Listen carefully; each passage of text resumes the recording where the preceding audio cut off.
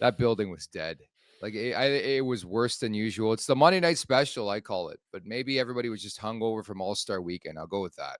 Yeah, a lot of hype. I was kind of surprised that they would start a home game after that weekend. You think it'd maybe be like a day off True. on the like a day and then on the road or something. And I don't know, but like there's nights that rink's dead to begin with too. And it's not like the Islanders are a sexy draw either, too, right? It's not like it's coming in, it's like a huge matchup. It's a team we know that's like can play boring and kind of drown the game out. So for me, it's frustrating because the sense of like there's so many fans that want to be at games and want to be engaged and just love the game. And I always found that when I played in Buffalo, it'd be like all Leafs fans, but they were the rowdy ones because they were the blue collar fans that could finally afford to come to a hockey game. And they'd come to Buffalo and just go absolutely bananas. Where Toronto, it's the suits, it's Monday, it's just kind of a flow. Not as many people are into the game. And it's definitely frustrating, I think, from a fan's perspective and an ex player to be like, you just want energy, right? Like these guys, it's a grind.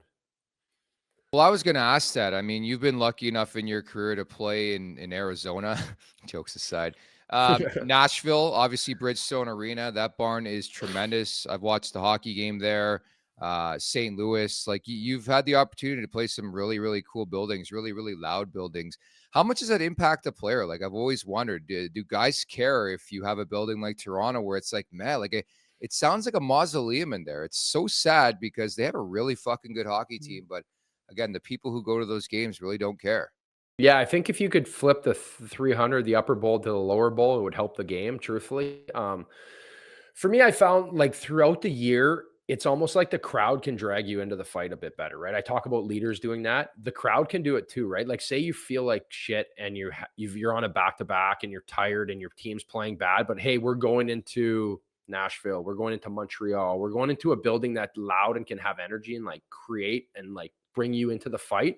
Where you get at nights like that, it gets quiet, it's easier to mail it in. And for me, even like nights where it's like you're playing in Florida on a Tuesday, right? When Florida wasn't good, it'd be like dressed like a chair night, right? Guys would always make the joke, like, it's empty and you're trying to find a way to do it. Like as a pro, it shouldn't matter, right? Like we always talk about like when you're in the American League and you're playing a Wednesday night in Peoria, man, like nobody's there, right? Like nobody cares about True. this game. You have to find a way to do it, and that's on you for being a professional. You're getting paid to do it, but it helps. There's a home ice advantage, man. When there's certain teams like Dallas was always one for me. When you play Dallas at home, you're like, the rink is closing in on us. And then you play Dallas on the road, you're like, man, this team sucks.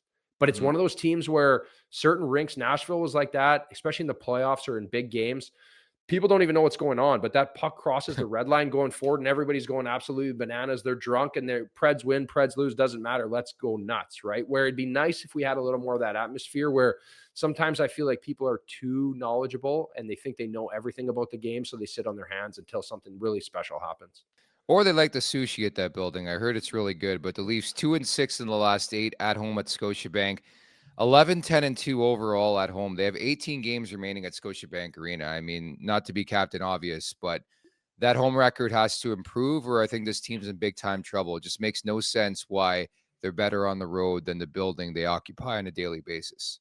No, I agree. And like your home record has to be, you have to be a tough team to play against at home. Yeah. That's like a traditional because we know how hard it is on the road, especially when we start getting to the top 16 teams that are making the playoffs. Yeah. And for me, I just don't fear that team, right? There's always the comparison. I feel like I brought up earlier, like St. Louis being the worst place in the team in the league, but they had they were there. It wasn't like they were a bad hockey team. They had been good for years. They had everything in place. They just needed someone to drive the car in the right direction. Where this team just doesn't give me that feel, especially at home where it's like teams should be scared to come into your rink, right? We Yeah. always would talk about that on teams you play and like make it hard at home. And I don't think they make it hard. That's for sure.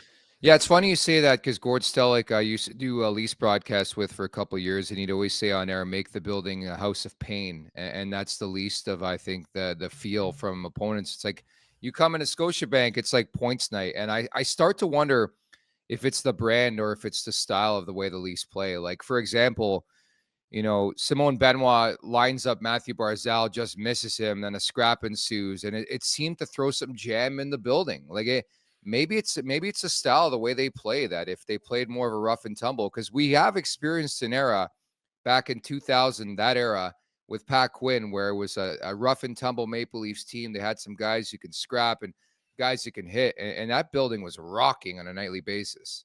Yeah, I think the physicality drags the fans into it as well, like big Sure. hits, big checks, and in my experience, those rinks that have that, it like gets fans into the game. And I've touched on that a few times here, but I feel like sometimes over my career, we won a lot of hockey games because of the way our third and fourth lines play, right? Teams that can get pucks in deep, pound them, pound them, pound them, get the crowd going, maybe draw a penalty, maybe draw an icing. Then all of a sudden, the nights where, your Nylanders, your Matthews, your Marners, they're not maybe feeling it as well. They're setting them up for better chances, right? So that's where it becomes that depth and energy in the building drags guys. Because I'll tell you one thing, if a guy's having a tough night, that's a star, all he wants is power plays. Get me on the power play, get me looks, get a point. All of a sudden, you get a point or a goal or something. All of a sudden, you're back right into it, right? Because that's what these guys want, man. They live and die on getting points.